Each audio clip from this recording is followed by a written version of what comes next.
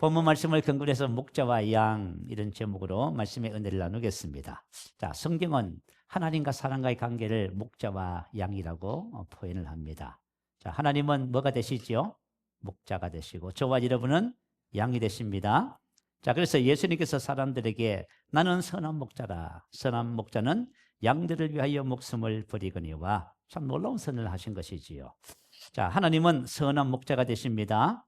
선한 목자 되신 예수님께서 이 세상에 오셔서 양들을 위해서 행하시는 일이 바로 나의 목숨을 양들을 위해서 버리거니와입니다. 십자가의 죽으심을 말씀을 하지요. 오늘 함께 읽은 이 말씀은 예수님께서 십자가에서 죽으시는 모습과 예수님이 왜 십자가에 죽으셨는지를 보여주고 있는 내용입니다.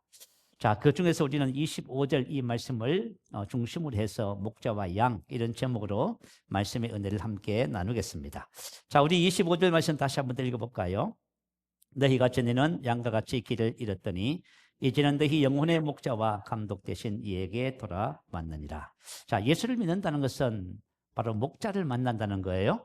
자, 양이 목자를 만난답니다. 이것은 놀라운 은혜입니다.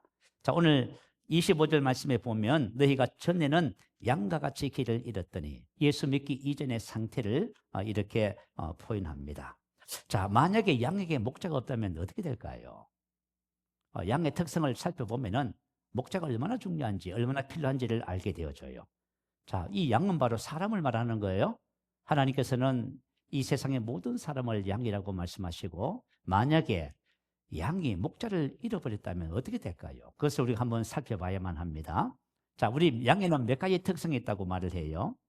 먼저 양의 특성 첫 번째가 뭐냐 하면 자, 양은 시력이 나쁘다고 합니다. 시력이 나빠서 앞에서 뭔가가 만약에 얼쩡거리잖아요. 그러면 그것을 따라간답니다. 그래서 잘 썩는다고 합니다. 그래서 늑대들이 양 앞에서 양의 특성을 잘 알기 때문에 양을 잘못된 골짜기로 그죠? 인도해서 잡아먹는다고 해요. 그래서 사람들이 바로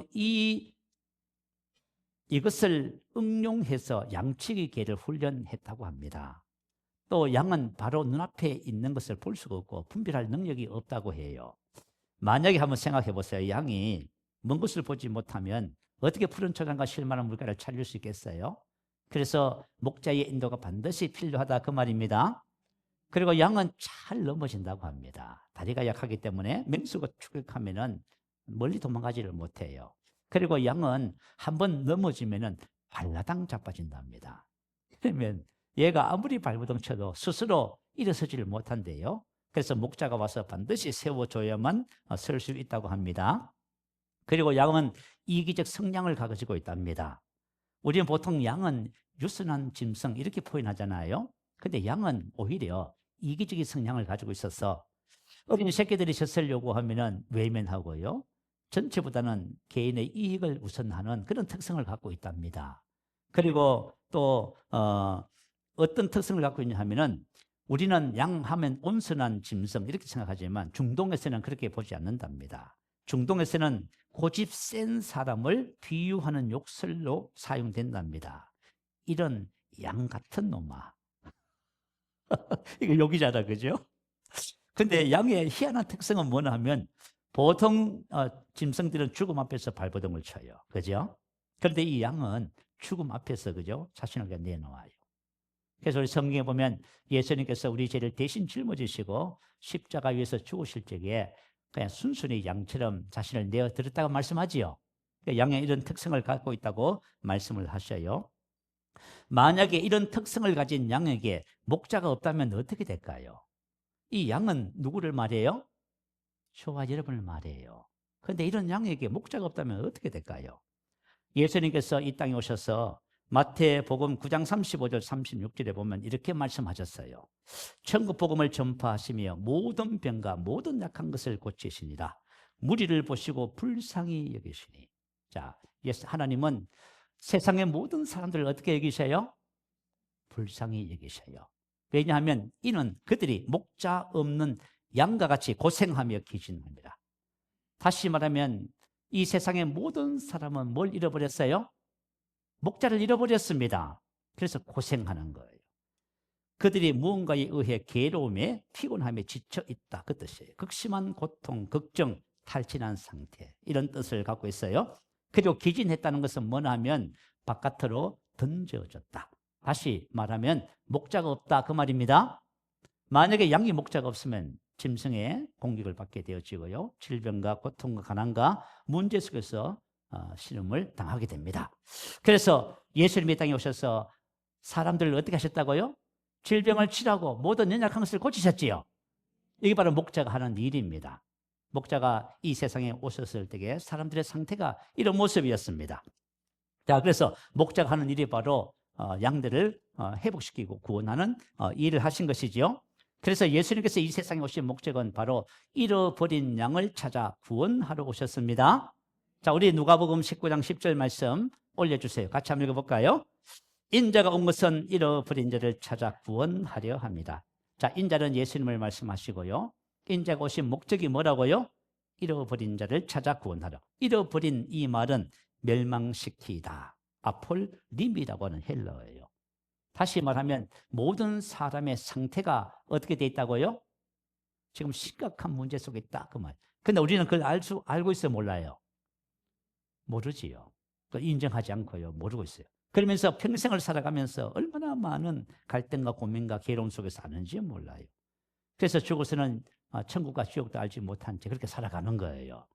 그래서 주님께서는 인자가 온 것은 잃어버린 자를 찾아. 잃어버렸다 이 말은 이미 상태가 심각하다 그 말이에요.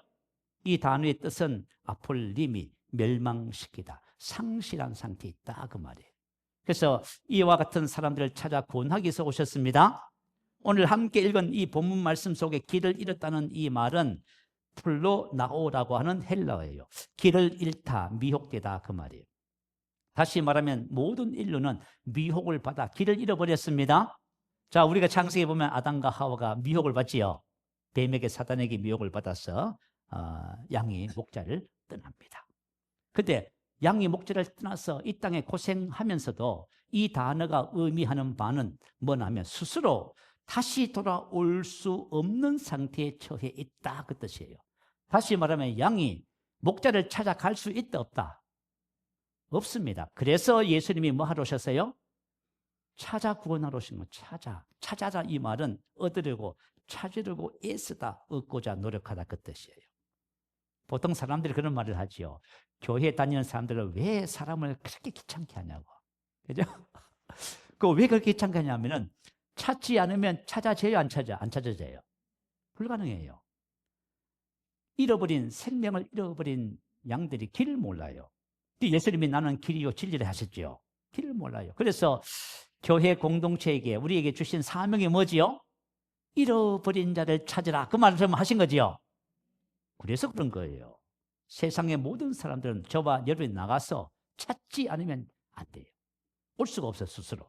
그래서 우리가 세상으로부터 독선적이다, 또 내지는 너무 지나치다 하는 말을 들음에도 불구하고 잃어버린 자를 찾아 나가는 것입니다. 자, 사람들이 그런 말들 하지만은 저와 여러분이 반드시 영혼 구원에 힘을 써야만 할 줄 믿으시요. 자, 근데 왜 하나님이 이렇게 찾으시는가? 구원하기 위해서. 구원하기 위해서. 구원한다는 말은 소조라고 하는 단어예요. 질병과 가난과 저주에서 건져낸다. 또 내진 죽음과 죄에서 구하여 낸다. 그 뜻입니다. 예수님은 저와 여러분의 인생의 삶에 구원하러 오신 분입니다. 찾으셨고 구원하시고 인도하시고. 이게 바로 선한 목자가 하는 일이에요. 자, 그러면은 선한 목자가 잃어버린 양을 위해서 치르신 대가가 어마어마해요. 저는 이 말씀을 지난 한 주간 묵상하면서요, 하나님의 은혜가 얼마나 큰지. 자, 모든 사람은 죄로 인하여 스스로 팔려 사망과 이 세상 임금의 마귀의 종이 됐습니다. 근데 이거 스스로 건져낼 수가 없어요. 왜냐하면 스스로 팔렸으니까. 근데 이 팔렸는데 이 죄의 값은 사망이기 때문에 누군가가 대신 죽어줘야만 되는 거예요. 누군가가 대신 죽어야만이 살 수가 있어요. 건져낼 수가 있어요. 그래서 예수님이 나는 선한 목자라. 선한 목자는 양들을 위해서 뭘 하지요? 목숨을 버리고요.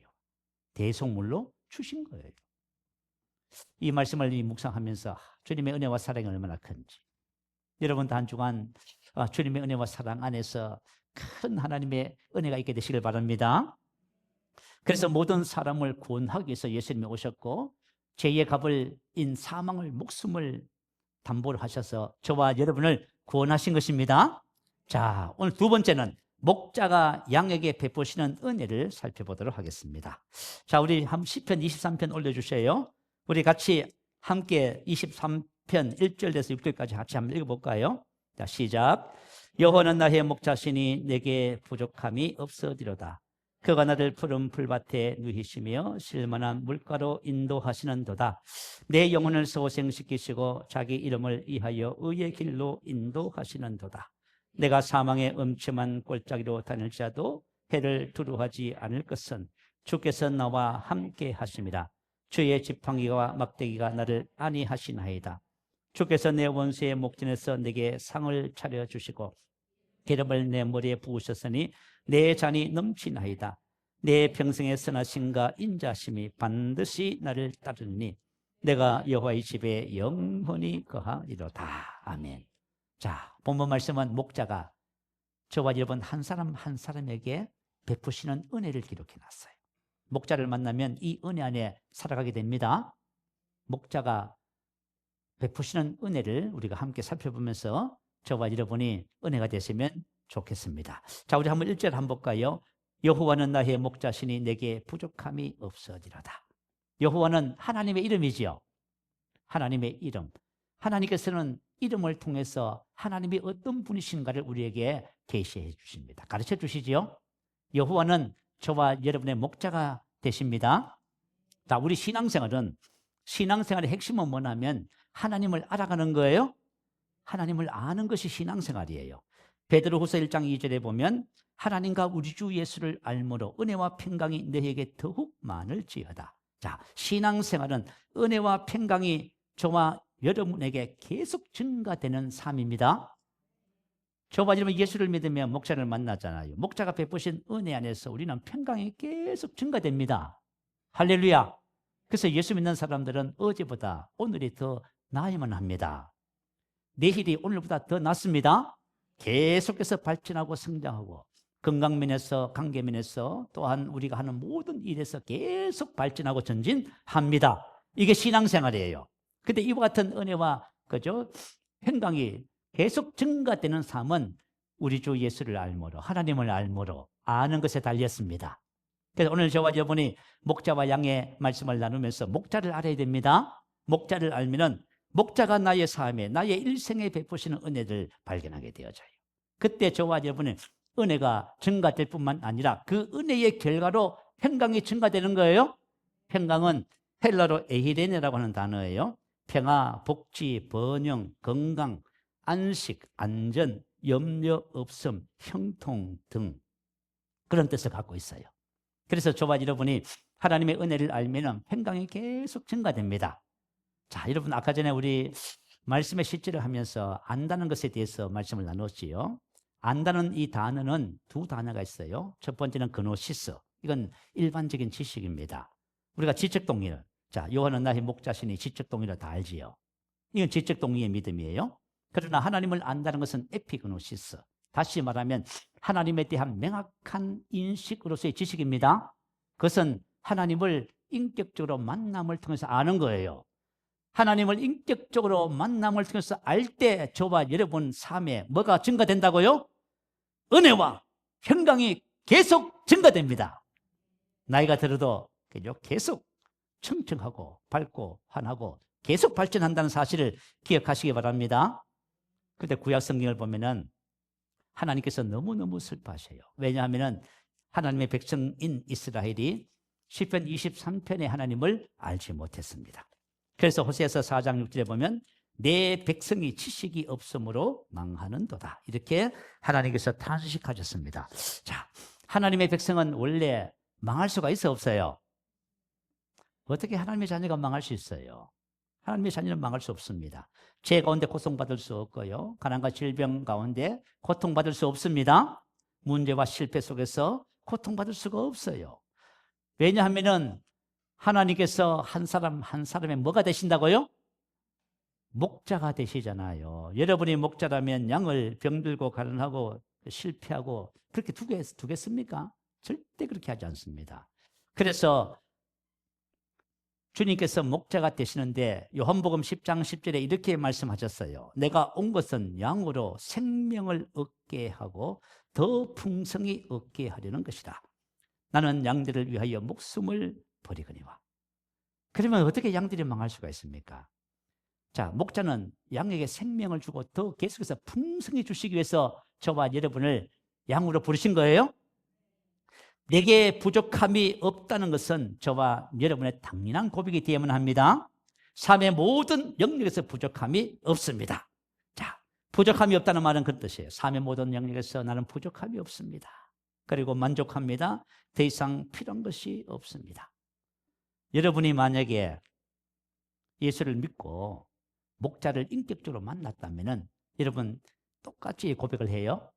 이 고백을 아직 하지 못한다면 아직까지 목자를 인격적으로 못 만났어요. 오늘 만나게 되시기 바라요. 오늘 말씀을 듣고요, 여러분이 한 주간 동안 이 말씀을 묵상하시면서 목자를 만나게 되시길 바랍니다. 이 고백은 하나님과 예수 그리스도를 목자로 만난 사람들의 믿음의 고백이 바로 시편 23편이에요. 나폴레온 힐이라고 하는 분 들어보셨어요? 이분은 미국의 세계적인 성공학 연구자입니다. 되게 유명한 분이에요. 이분이 쓴 최초의 책 생각하라 그리고 부자가 되어라. 이 책이 1억 2천만 부가 팔렸어요. 다시 말하면 대부분의 사람들은 이분의 책을 다 사서 봤다 그 말이에요. 보셨지요? 안 봤으면 소개받으세요. 성공하고 싶은 사람들은 전부 이 책을 다 사봐. 여러분, 우리가 인생의 삶을 살면서 하나님 우리에게 주신 편강 안에 뭐가 있어요? 번영과 형통과 성공이 있지요. 하나님은 저와 여러분 인생의 삶에 성공하기를 원해요. 여러분 자녀를 놓으면서 자녀가 실패하기를 원하시나요? 절대 그렇지 않을 거예요. 그런데 이 나폴레온 힐이라고 하는 분이 당대 최고의 부자인 앤드루 카네기를 만났습니다. 앤드루 카네기가 이분을 만나서 하나 부탁을 했어요. 자수성가한 억만장자들을 만나서 그들의 성공 비결을 밝혀달라고. 그래서 507명의 명단을 줬습니다. 그래서 나폴레온 힐이 이 507명의 억만장자, 전부 다 자수성가한, 누군가 재산을 물려받아서 아니고 완전히 무에서 시작한 사람들, 빈손에서 이런 사람들 507명의 삶을 그저 들여다본 거예요. 인터뷰하고 만나고 20년 동안. 그랬더니 그죠? 공통점이 하나 있어요. 공통점. 자, 근데 그게 참 놀라워요. 근데 직접 인터뷰에서 이 성공 비결을 그죠? 원리를 정리해서 책을 펴내는데 그 책이 바로 생각하라 그리고 부자가 되어라. 이게 성공학 명작이에요. 이 성공학 명작으로서 전 세계 1억 2천만 부가 팔렸다는 건 대단하지요. 그죠? 근데 그 책에는 성공한 사람들의 공통점이 뭐냐면 할 수 있다고 믿으면 할 수 있다. 뭐라고요? 할 수 있다고 믿으면 할 수 있다. 마음속에 믿음이었어요. 재능이 또 아니고요. 주변 사람이 도와주는 것도 아니에요. 환경 상황도 아니에요. 그 뭐지요? 그 사람 마음속에 있는 믿음이에요. 그래서 생각하라는 거예요. 여러분, 생각이 얼마나 중요한지. 오늘 저와 여러분이 믿음 생활 시편 23편에서 그걸 배우셔야 돼요. 우리 그걸 배웁니다. 생각할 수 있다고 믿으면 할 수 있다. 마음속의 믿음, 실천적 믿음. 우리가 만약에 저와 여러분이 지금 예수를 믿고 막연한 신앙을 가지고 있으면은 그죠? 안 돼요. 내면에서 구축된 흔들리지 않는 확신을 가져야만 합니다. 100명의 사람들이 있답니다. 100명의 사람들이 있으면은 이 사람들 중에서 70%는 뭔가를 바란대요. 더 나은 삶을 기대하고 자꾸 그죠? 삶이 성장하고 발전했으면 좋겠다. 이 바람이지요. 근데 이 바람에서 열망으로 나아가는 사람은 10%밖에 안 된대요. 100명 중에 10명. 자, 사람들이 뭔가를 바라지만 마음에 뭐가 없어요? 열정이 없어요. 열망. 그리고 이 열망에서 희망으로 가는 사람은 8%밖에 안 된대요. 다시 말하면 100명 중에 8%만 소망을 가진대요. 그리고 소망에서 믿음으로 가는 사람은 6%. 자, 우리가 여러분 믿음을 배우잖아요. 여러분 참 신기해요. 하나님은 우리에게 뭘 가르치세요? 여러분 참 신기하잖아요. 하나님은 우리에게 뭘 가르치신다고요? 믿음을 가르치지요. 왜 그런지 아세요? 우리의 믿음이 우리의 환경과 상황을 창조하는 거예요. 아시겠죠? 우리는 잘못 생각하고 있어요. 그죠? 나는 지식이 없어서, 지혜가 없어서, 타고난 나를 후원해 주는 사람이 없어서 나는 배운 것이 다 틀렸어요. 이 507명의 자수성가한 사람들 만나봤더니 그 사람들 속에 있는 믿음이 그의 인생을 변화시킨 거예요. 자, 그래서 우리가 믿음을 얘기할 적에 다시 말하면 이런 거예요. 자, 우리 하나님 말씀 속에서 뭐라고 했어요? 오늘 본문 말씀에 주님께서 채찍에 맞아 나음을 입었다 했지요. 그러면 이 하나님의 말씀을 믿는 믿음이 뭐예요? 나는 치유받았으면 질병은 나이가 없습니다. 이게 믿음이에요. 자, 이 믿음. 이 믿음에서 실천적 믿음으로 나아가는 사람은 딱 2%. 100명 중에서 딱 2%만 이 실천적 믿음을 가지고 살아간대요. 마음속의 믿음이 환경을 창조하더라는 거예요. 이게 성경에 나와 있지요. 이게 성경의 원리예요, 여러분. 그래서 여러분 미국의 지그지글러라고 하는 박사가 2%의 법칙을 얘기했어요. 2%의 사람들이 98%를 지배한다. 그렇게 말했어요. 참 놀라워요. 자, 그래서 성경에서 말씀하시는 그죠? 이 믿음의 원리를 세상 사람들이 활용하네요. 근데 하나님의 자녀들은 가르쳐줘도 안 해요. 믿음의 원리를, 법칙을 가르쳐줘도 안 한다는 거예요. 우리는 믿음의 법칙을 하나님이 가르쳐 주시잖아요. 자, 우리 믿음대로 됩니다. 하나님의 믿음을 가져라. 그리고 내가 말한 것을 가지게 된다. 이 배웠어요. 근데 우리는 믿음을 안 배우고 뭐 해요? 달라고, 하나님 달라고 자꾸 때를 써요. 하나님은 저와 여러분에게 말씀을 주시고 말씀에 따르는 믿음을 통해서 세상을, 환경을 창조하라고 말씀하셔요. 이게 말이죠. 자수성가한 사람들 속에 이게 있는 거예요. 이게. 그걸 발견했어요, 여러분. 그래서 오늘 좀 본문 한번 볼까요? 여호와는 나의 목자시니 내게 부족함이 없으리로다. 이게 믿음의 길을 말씀하고 있는 거예요. 자, 여호와는 나의 목자시니 내게 부족함. 자, 목자에 대한 확신이죠. 확신. 나는 내 삶을 인도하시는 분을 전적으로 신뢰한다는 고백이에요. 자, 우리가 보통 그러죠. 잘 되면 좋겠다. 제발 잘 되기를 바란다. 그런 의미가 아니에요. 목자에 대한 절대적 신뢰의 고백입니다. 성경은 이와 같은 믿음이 우리의 삶을 성공으로 이끈다고 기록하고 있어요. 자, 우리가 만약에 여러분이 자, 참된 믿음에 대해서 한번 생각해 볼까요? 자, 만약에 믿음을 말하면서도 부족함을 느낀다. 이건 참된 믿음이 아니에요. 내가 만약에 참된 믿음을 가지고 있으면 여호와는 나의 목자시니 부족함이 없습니다. 모든 영역에서 넉넉합니다. 믿음을 말하면서 두려움으로 행동한다는 것은 참된 믿음이 아니에요. 자, 보통 사람들은 어제는 믿었는데 오늘은 낙심합니다. 참된 믿음이 아니지요. 오늘 저와 여러분이 본문 말씀을 통해서 참된 믿음을 발견하는 축복이 될 줄 믿습니다. 자, 본문 2절과 6절은 목자가 양에게 베푸시는 은혜를 말씀하고 있어요. 목자를 신뢰할 때 목자가 양에게 베푸시는 이 모든 은혜에 대해서도 확신을 가지게 됩니다. 다윗이 이 시편을 쓰면서 다윗의 성공 비결이 바로 이와 같은 믿음에 있었어요. 오늘은 제가 만난 목자 되신 예수님을 좀 소개할게요. 우리 그리스도인들은, 기독교인들은 시편 23편 말씀을 다 좋아하지요. 좋아해요. 저도 처음에 청년 때 예수를 믿고 저는 이상하게 군에서 그죠? 하나님이 살아계심을 알았어요. 그 제대에 나와서 교회를 다녔거든요. 그래서 청년 때 이 말씀이 너무 좋아서 늘 외웠습니다. 신학교를 갔는데 신학교에 가면 시험을 쳐요. 시험을 칠 적에 성경 109절 쓰는 시험이 있어요. 50분 안에. 그러면 시편 23편은 항상 저의 단골이었습니다. 왜냐하면 1절부터 6절까지 하고 6구절이잖아요. 그죠? 그런데 이렇게 외우고 시험을 쳐도 이게 무슨 뜻인지 몰랐어요. 대부분의 사람들이 잘 몰라요. 그런데 제가 신학교 2학년 때 너무 힘들었어. 그죠?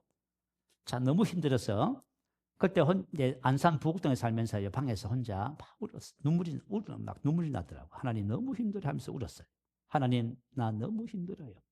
그랬더니 하나님께서 뭘 보여주시냐면은 그림을 하나 딱 보여주셨어. 여러분 성하에 보면 예수님께서 어린 양을 안고 지그시 바라보는 그림이지요. 그걸 딱 보여주셨어.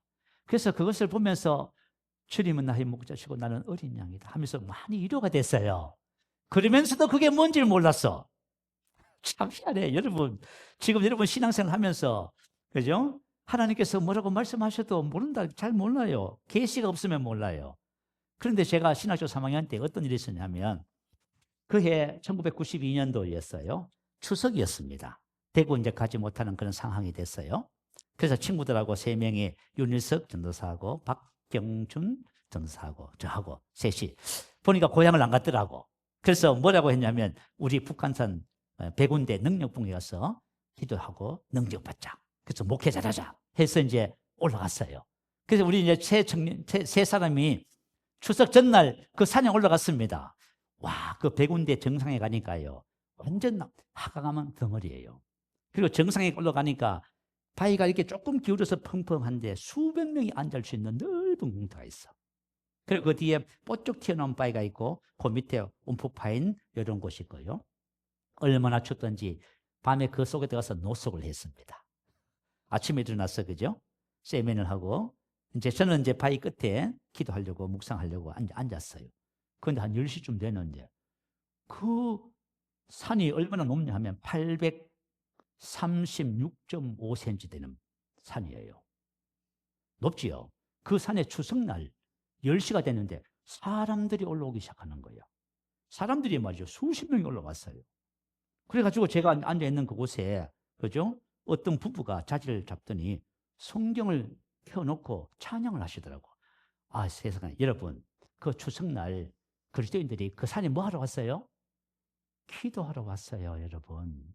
여러분, 추석날 그 높은 산 꼭대기에 올라가서 기도할 마음을 한번 가져보신 분만 아멘. 내가 놀래버렸습니다. 아니, 세상에 이 추석날 이 수십 명의 사람들이 이 산에 기도하러 왔구나. 그래서 제가 옆에서, 그죠? 저는 뭐냐면 고향을 갈 처지가 못 돼서 안 갔지만 그 부부가 그 옆에 와서, 그죠? 찬양을 부르시고요. 남자 되시는 분이 시편 23편을 읽으시더라고요. 여호와는 나의 목자시니 내게 부족함이 없으리로다. 그가 나를 푸른 풀밭에 누이시며 쉴만한 물가로 인도하시는다. 이 말씀을 읽는데 이 글자에 다리가 달렸어요. 다리가 달려서 제 속으로 싹 들어오더라고요. 그때부터 제가 막 울기 시작했어요. 뭐 하는 중이에요? 목자를 만나는 중이에요. 여러분, 제가 신앙생활 하면서 목자를 만난다는 것을 거기서 처음 알았어요, 여러분. 목자를 만났는데요. 그거 다 읽을 때까지 계속 제가 물었습니다. 자, 이 목자를 만나고 나서 제가 첫 번째 한 고백이 뭐냐 하면 이거였어요. 나의 일평생의 기도 응답을 받았다. 아멘. 6절에 뭐라고 했어요? 내 평생의 선하심과 인자하심이 반드시 나를 따르리. 목자가 저의 평생의 좋은 것과 언약의 사랑을 계속 부어주셔요. 봐요, 여러분. 목자가 양을 만나는 것 얼마나 큰 축복인지 몰라요. 그래서 제가 일평생 저는 기도응답을 받았습니다. 그리고 어쨌든 그날 추석 그 다음날 같이 내려오면서 윤일석 전도사가 그러더라고. 나는 이 북한산 능력봉에 와서 기도해서 능력 받아서 목회를 잘 하려고 해서 왔더니 능력은 못 받고 햇빛만 잔뜩 받아서 콧잔등이 다 벗겨졌다. 그 윤일석 전도사 콧잔등 다 벗겨졌더라고. 그럼 내가 뭐라 했는지 아세요? 윤 전도사, 나는 여기 와서 일평생 기도 응답을 받았어. 왜 그렇게 고백했어요? 목자를 만났어요. 할렐루야. 여러분, 목자를 만나시기 바래요. 목자를 만나시기 바래요. 그냥 지식으로만 아는, 그죠? 목자는 안 돼요. 만나셔야 돼요. 자, 그래서 본문 2절 한번 보세요. 자, 여호와는 나의 목자시니 내게 부족함이 없으리로다. 2절, 그가 나를 푸른 풀밭에 누이시며 쉴만한 물가로 인도하시는도다. 자, 푸른 풀밭에 누이시며 쉴만. 자, 목자가 하는 일이지요. 그죠? 목자가 하는 일인데 핵심 단어는 누히시며예요. 누히시며 양을 눕힌다 그 말이요. 그런데 양은 아주 예민하답니다. 눕기 위해서는 몇 가지 조건이 충족되어야 된대요. 첫 번째, 들어온 짐승이 없어야 합니다. 다시 말하면 선한 목자가 옆에서 지켜줘야 돼요. 들어온 짐승이 없어요. 두 번째는 배고픔과 갈증이 완벽히 해결되어야만 해요. 다시 말하면 기본 욕구가 충족되어야 된다 그 말이에요. 기본 욕구가 충족되어야 된다. 세 번째는 양무리 중에 소란을 익히는 양이 없어야 한다. 공동체 안에서 가정 안에서 뭐가 없어야 돼요? 갈등이 없어야 돼요. 여러분 부부가 가정이 자녀 부모가 같이 살면서 갈등이 있으면 잠 못 자지요? 잠이 안 와요. 그런 거 맞아요. 파리와 기생충이 몸을 귀찮게 해도 누울 수가 없다. 양들은 이 모든 조건들이 충족되어야 안식, 편안히 누울 수 있답니다. 자, 양들이요. 아무리 좋은 푸른 초장과 쉴만한 물가가 있어도요. 좋은 목자가 없으면 눕지 못한대요. 왜요? 좋은 푸른 초장과 쉴만한 물가에 누가 있어요? 양을 잡아먹을 짐승이 기다리고 있어요. 그죠? 못 눕는 거예요. 사람도 마찬가지입니다. 자, 저와 여러분도 가만히 한번 생각해 봐요. 지금 대한민국은 과거와 지금을 한번 비교해 봐요. 지금 우리의 삶이 완전히 푸른 초장과 쉴만한 물가입니다. 우리 학생들하고 청년들은 모를 거야. 제가 어릴 적에 있잖아요. 모든 것이 부족했어요. 얼마나 부족했냐면 제가 초등학교 1학년 때를 가만히 생각해 봐서 초등학교 1학년 때 제 신발이 한 컬러였습니다. 그 신발이 무슨 신발요? 검정 고무신. 검정 고무신이 이게 따라야 말이죠. 봄, 여름, 가을, 겨울 신발 한 컬에 신는데 이게 안 따라요. 그래가지고 제가 돌에다가 막 비볐어요. 좀 따르라. 왜? 그래야 이게 떨어져야 흰 고무신한테 한번 사보지. 검정 고무신 다음에 좋은 것은 흰 고무신, 그 다음에 좋은 것은 뭐예요? 얇은 운동화가 있었어요. 근데 우리 동네에 운동화 신은 친구는 딱 한 명 있었어요. 조합장 아들 장재건. 제가 그 검정 고무신 하나를 가지고 봄, 여름, 가을, 겨울을 신잖아요. 지금 제가 신발장에 신발을 한번 세 계산해 봤어. 신발 몇 켤레 있는 거 알아요? 10켤레가 넘어요. 우리 그죠? 사모님은 한 20켤레 돼요. 우리 젊은이들도 몰라요. 우리가 옛날에 과거에 얼마나 부족했는지 몰라. 전부 부족했어요. 근데 지금은요. 지금 불평하지요. 사실은 푸른 초장과 쉴만한 물가입니다. 이거 몰라요 지금. 자, 그런데 이렇게 푸른 초장과 쉴만한 물가에서 살면서도 불평불만하죠. 염려 근심하죠. 그죠? 우울증에 걸리죠. 정신적인 공황 상태에 빠지죠. 이거 왜 그래요? 목자를 잃어버려서 그래요. 푸른 초장과 쉴만한 물가가 있어도 목자가 없으면 편히 누울 수가 없습니다. 그래서 시편 4편 8절에 보면 내가 평안히 눕고 자기도 하리니 나를 안전히 살게 하시는 이는 오직 여호와 신이이다. 아멘.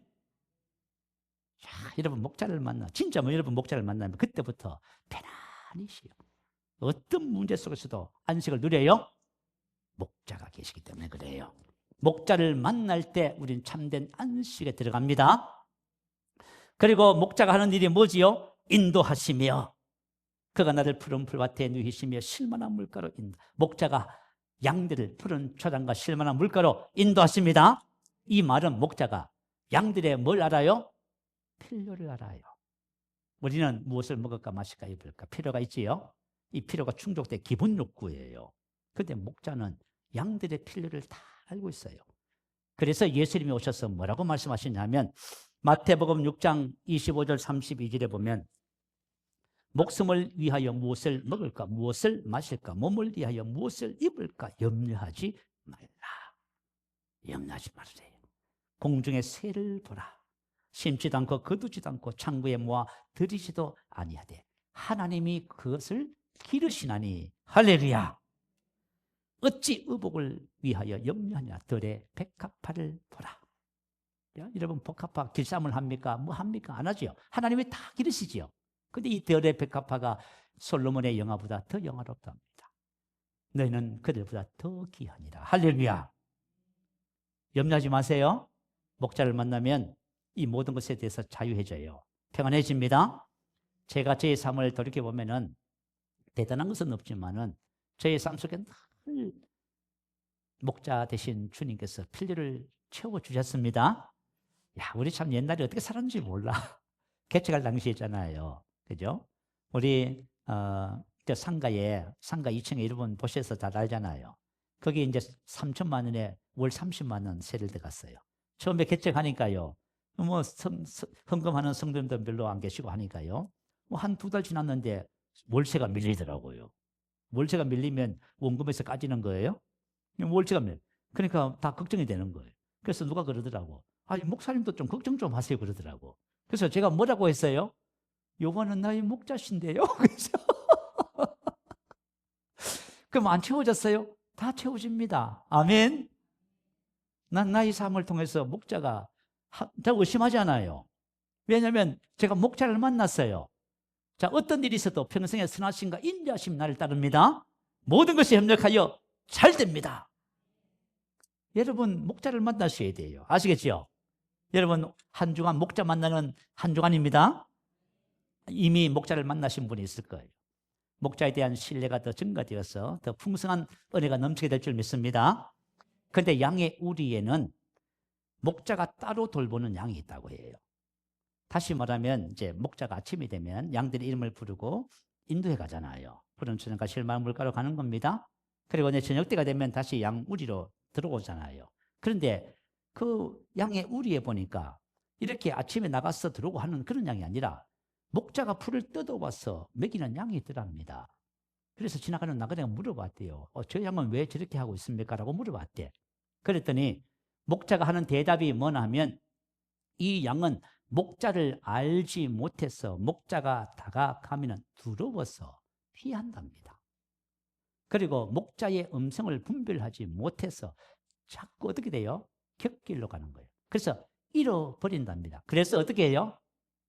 다리를 상하게 해서 목자가 직접 기른대요. 그러면서 목자가 직접 먹이를 먹이면서 뭘 해요? 이 양이 목자를 알아가도록. 자, 여러분, 저와 여러분이 목자를 알아가야 됩니다. 여러분, 목자 모르면은 목자를 만났는데도 불구하고 여러분 염려근심하는 거예요. 만약에 밤에 우리에서 양들이 모였습니다. 그리고 이제 모여서 우리 기도해야 하자 하고 김양이 말했어요. 이 양 박양이 그래 우리 기도하자. 그럼 무슨 기도? 내일 어디 가서 무엇을 먹을까 마실까?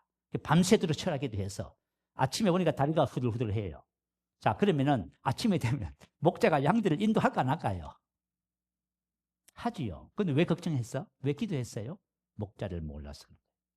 저와 여러분이 목자를 만나면 목자가 베푸는 이 모든 사실에 대해서 아멘하게 됩니다. 이제 우리가 다음 주까지 이 말씀을 나눌 거예요. 오늘 2절까지만 말씀을 나눌 거예요. 3절부터 말씀을 나누도록 하겠습니다. 그래서 여러분들이 한 주간 동안 이 말씀을 펴놓고 자꾸 고백하세요. 아시겠죠? 하나님의 말씀에 대한 계시가 오면은 목자를 만나요. 말씀을 통해서 우리가 그분을 알게 되는 거예요. 그래서 한 주간은 여러분이 목자를 더 깊이 알아가는 은혜의 시간이 되었으면 좋겠습니다. 다음 주에는 3절부터 시작해서 6절까지 또 말씀의 은혜를 함께 나누겠습니다. 자, 우리 한번 함께 기도할까요? 여러분 기도하실 때에 오늘 말씀을 생각하시면서 우리가 다 예수 그리스도 안에서 목자를 만났는데 오늘 이 목자를 통해서 주시는 이 베푸시는 이 놀라운 은혜들을 우리가 기억하면서 함께 기도하며 한 주간은 내가 이 말씀을 펴놓고 계속 묵상하면서 목자를 더 깊이 만나겠습니다 하는 이런 믿음을 가지시기를 축복합니다. 할렐루야, 할렐루야 한 부르시고 기도합니다. 할렐루야.